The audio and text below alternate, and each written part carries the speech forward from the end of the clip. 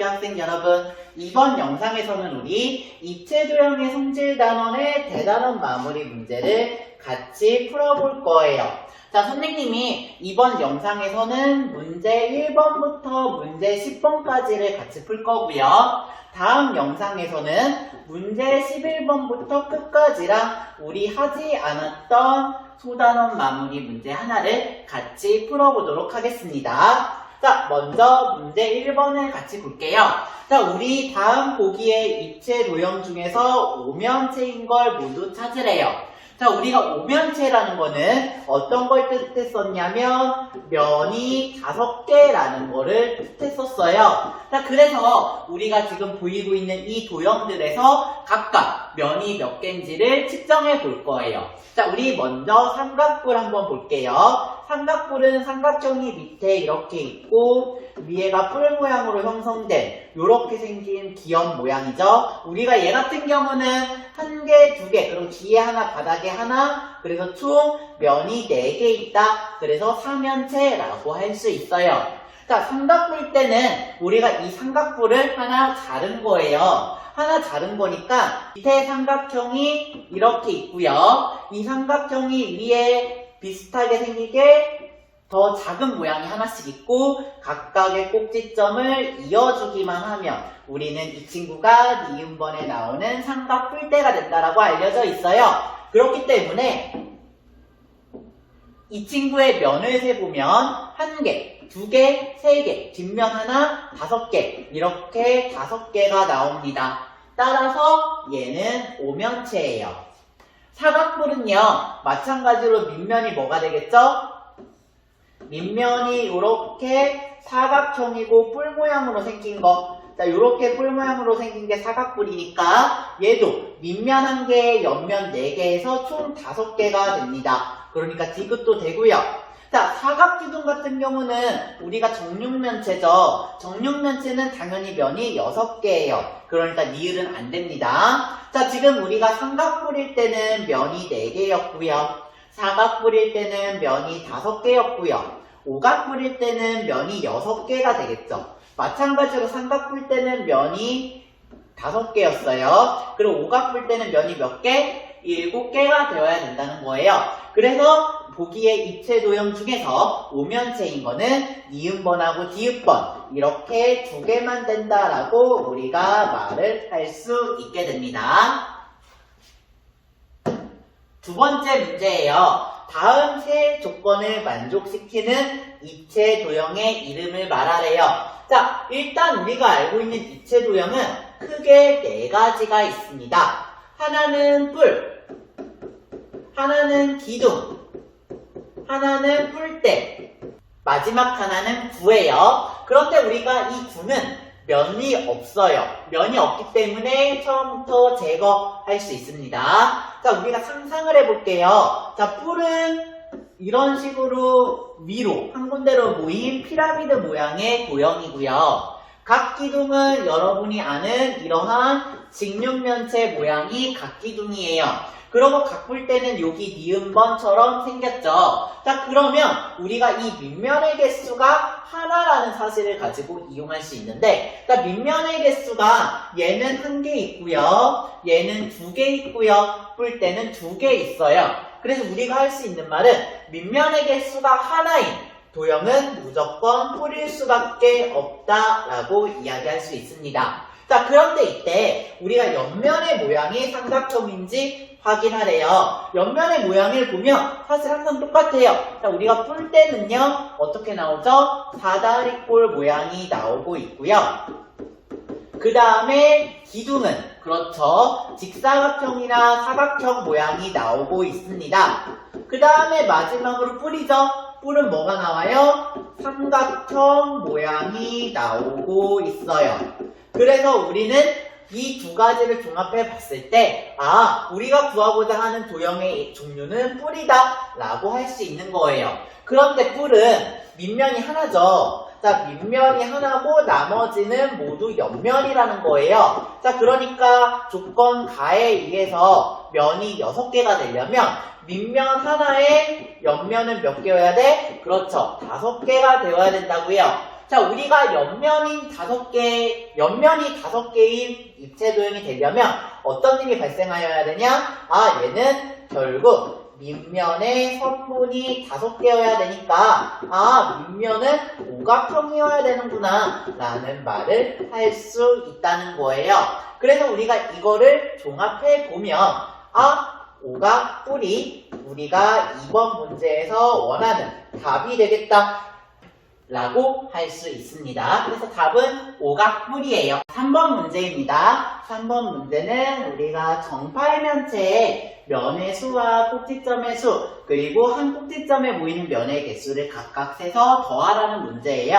자, 이런 문제를 잘 풀려면 우리가 정팔면체가 어떻게 생긴지 파악해야 되는데, 자, 정팔면체 어떻게 생겼는지 혹시 기억나나요? 자, 정팔면체는 자, 이렇게 사각형이 하나 있었고요. 이 사각형 위로 피라미드처럼 하나 솟아 있고요. 그림이 조금 엉망이지만 밑으로도 이렇게 하나 내려져 있는, 우리는 이게 정팔면체였어요. 자, 우리가 팔면체니까 면의 개수 A는 굳이 안 봐도 8개다 이런 식으로 말을 할 수가 있고요.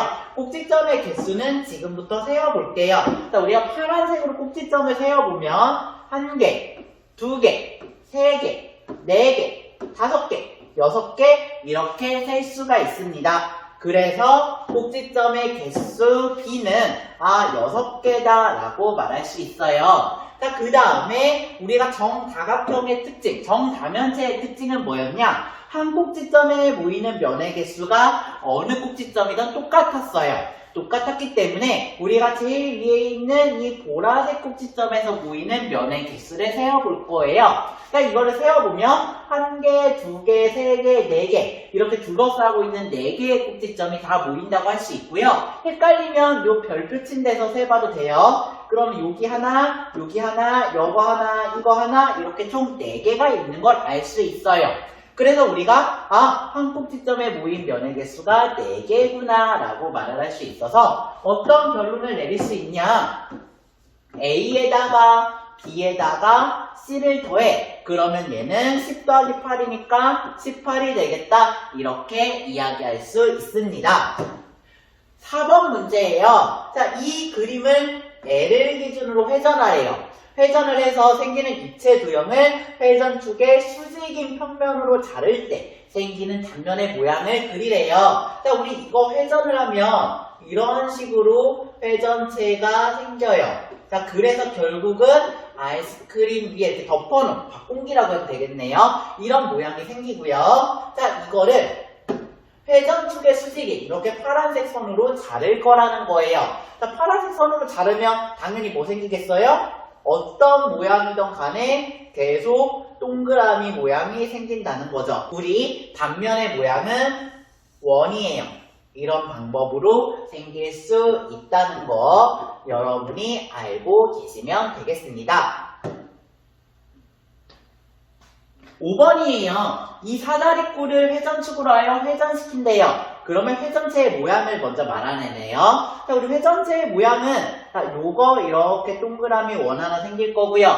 바닥도 동그랗게 큰 원이 하나 생길 거예요. 그래서 이 위의 원과 작은 원을 이렇게 연결해주면 됩니다. 우리는 이런 도형을 뭐라고 부르냐? 원뿔대라고 부르고 있어요. 그래서 얘 원뿔대다 라는 사실 하나 알고 넘어가면 될 것 같고요. 자, 그 다음에 우리는 회전체의 밑면의 넓이의 합을 구하래요. 자, 밑면의 원이니까 우리가 어떻게 말할 수 있냐? 회전체의 제일 바닥면을 먼저 보면 반지름이 5cm인 원입니다. 반지름이 5cm인 원이니까 파이 곱하기 r에 제곱해서 25파이가 된다라고 말할 수 있어요. 그 다음에 요 윗면도 한번 생각해 볼게요. 자, 이 윗면은 바닥이 3cm네요. 그러니까 윗면은 뭐라고 할 수 있냐? 파이 r 제곱이 돼서 파이 곱하기 r의 제곱이더라. 그래서 9파이가 된다라고 말을 할 수 있어요. 물론 단위가 다 제곱센티미터라고 붙겠죠? 자, 우리가 구하고 싶었던 거는 이 회전체 두 개의 넓이의 합이니까 윗면에다가 윗면을 더한 넓이를 찾아볼 거라는 거예요. 자, 이거를 찾아보면 25파이에 9파이 더하죠? 그러니까 34파이가 돼서 우리가 어떤 말을 할 수 있냐? 두 개의 넓이의 합은 33파이의 제곱센티미터가 된다라고 이야기할 수 있게 됩니다. 6번으로 넘어갈게요. 한 변의 길이가 5cm인 정사각형을 밑면으로 하는 직육면체의 겉넓이가 170제곱센티미터로 주어져 있을 때 높이를 찾으래요. 자, 우리 직육면체가 어떻게 생겼냐면, 자, 이렇게 한 변의 길이가 5cm고요. 그 다음에 아래로 쭉쭉 길어져 있는 이런 모양이라고 생각하시면 되겠죠. 자, 우리가 궁금한 건 이 친구의 높이니까 높이를 뭐라고 줄 거냐? h라고 줄 거예요. 자, 우리 직육면체의 겉넓이 어떻게 구했죠? 자, 겉넓이는 항상 밑면에다가 윗면에다가 옆면을 다 더해야 되는데, 자, 밑면은 서로 합동이니까 2 곱하기 밑면을 먼저 계산하고요. 옆면도 어때요? 자, 우리가 이 길이도 5cm, 이 길이도 5cm, 이 길이도 5cm, 이 길이도 5cm니까 결국 옆면은 사각형인데요. 가로의 길이가 5cm고 세로의 길이가 hcm인 하나의 직사각형이 나오게 된다고요. 그래서 우리는 무슨 말을 할 수 있냐? 겉넓이는 2 곱하기 밑면 더하기 4 곱하기 옆면이 되는데, 자, 겉넓이가 170이었죠. 그러니까 여기는 170제곱센티미터 나오고요. 자, 밑면은 5 곱하기 5니까 25네요. 그래서 얘는 2 곱하기 25. 자, 그 다음에 옆면의 넓이 가로 곱하기 세로니까 5h 이렇게 나와요. 그래서 4 곱하기 5h가 된다라고 말할 수 있는 거야. 그러면 우리는, 자, 170은 50에다가 20h를 더한 게 될 거고요. 좌변에 미지수만 남기니까 20h는 170 빼기 50 이렇게 되고요. 빼면 120 나오죠? 그래서 20h는 120, 그래서 높이는 6 나오네요. 자, 우리가 h 값을 구하라는 게 아니고 높이를 구하라는 문제죠? 그러니까 답은 어떻게 써야 돼? 단위까지 써서 6cm다 라고 작성하셔야 합니다. 이제 7번이에요.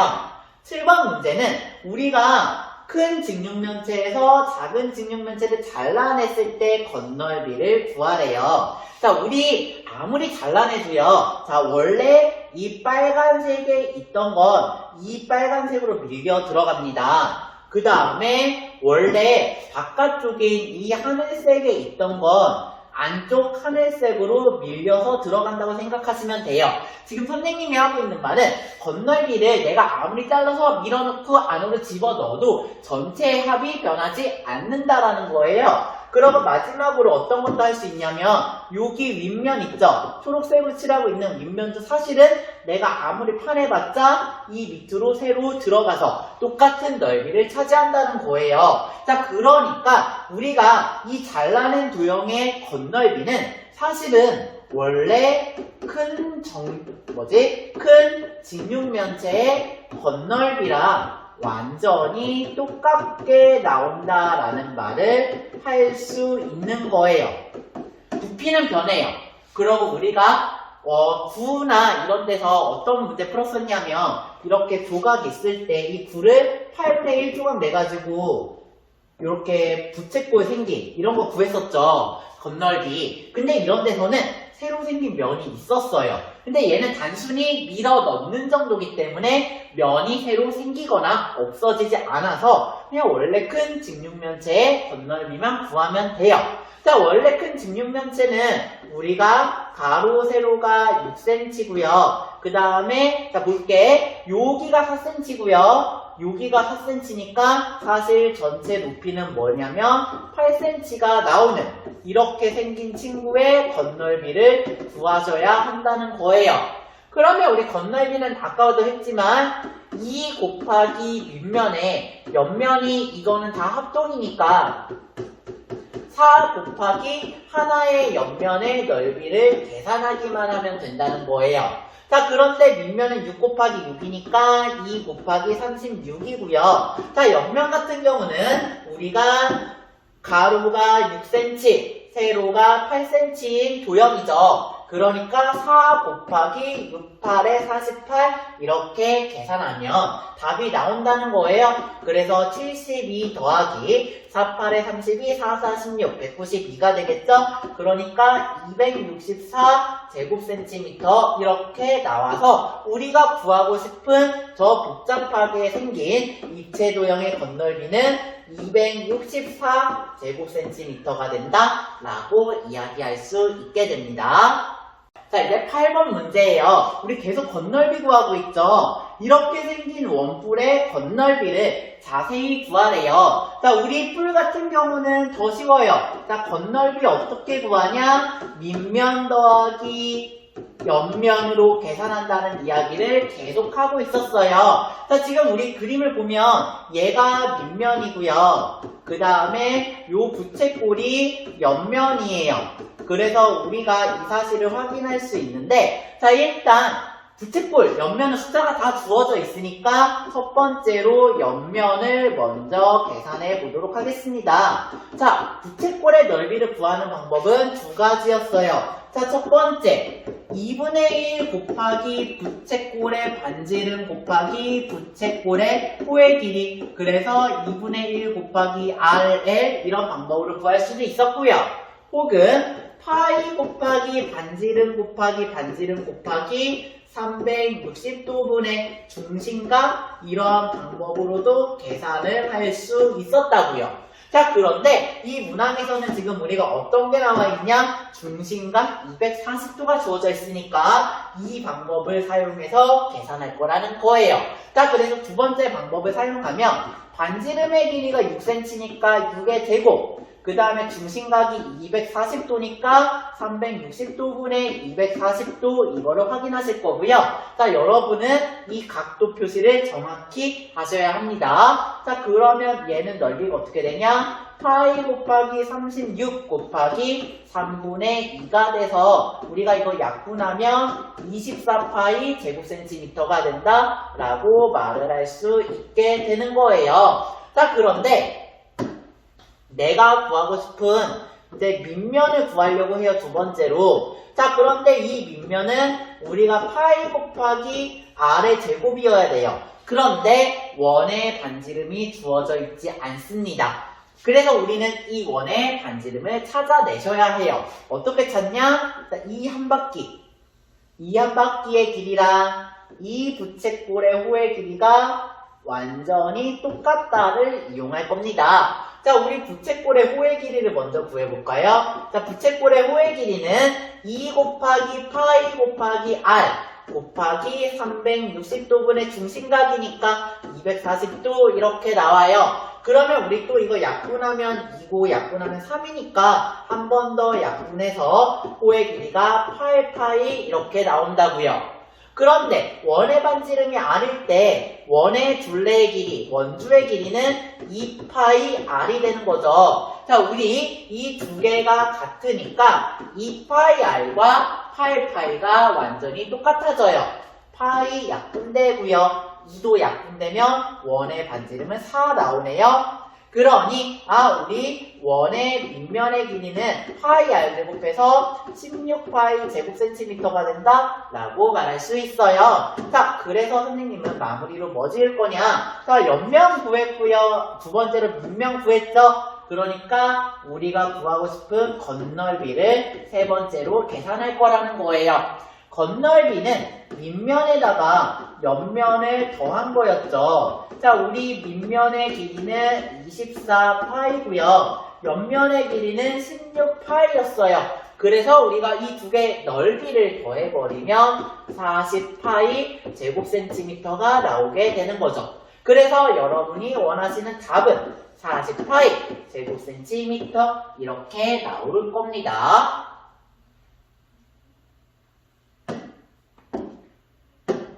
9번이에요. 자, 우리는 원뿔 모양의 그릇에 모래 하니까 다시 모래시계 생각나는데 그거 채워서 자, 우리는 원뿔 모양의 그릇에 모래를 채워서 원기둥 모양의 그릇에 몇 번 부어야 하는지 체크할 거예요. 자, 이거는 그냥 넓이 구하는 게 제일 여러분 입장에선 간단해요. 이거는 부피를 구하는 게 여러분 입장에서 제일 간단합니다. 자, 그래서 어떤 거를 생각할 거냐? 첫 번째로 원뿔에, 자, 뿔의 부피를 구할 거예요. 자, 우리 뿔 부피 어떻게 구하냐면 기둥의 부피의 3분의 1배라는 걸 알고 있어. 그래서 얘는 3분의 1 곱하기 뿔의 밑면의 넓이 곱하기 뿔의 높이 이렇게 될 거예요. 자, 그런데 뿔은 반지름이 3cm죠. 그러니까 얘는 3분의 1 곱하기 파이 곱하기 r의 제곱 곱하기 높이 이렇게 나온다고요. 그러니까 요거 요렇게 약분하면 얘는 9, 2, 18에서 18파이 세제곱 센티미터가 하나 나오게 됩니다. 두 번째로 기둥의 부피를 구할 거예요. 자, 우리 기둥의 부피는 어떻게 구하냐? 마찬가지로 밑면 곱하기 높이를 계산할 거예요.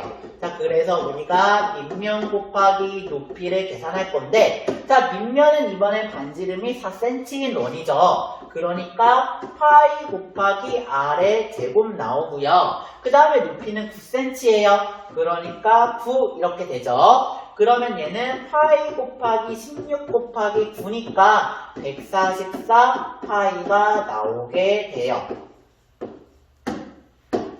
내가 하고 싶은 건 기둥의 부피가 뿔의 부피의 몇 배인지 구하고 싶은 거고요. 기둥의 부피가 144 파이니까 얘는 18파이 곱하기 별이 돼요. 자, 약분하고요. 18을 144로 나누면 어떤 숫자가 나오냐? 8이 나와요. 그래서 별은 8 이렇게 쓸 수 있고 우리는 결국 몇 번 부어야 돼요?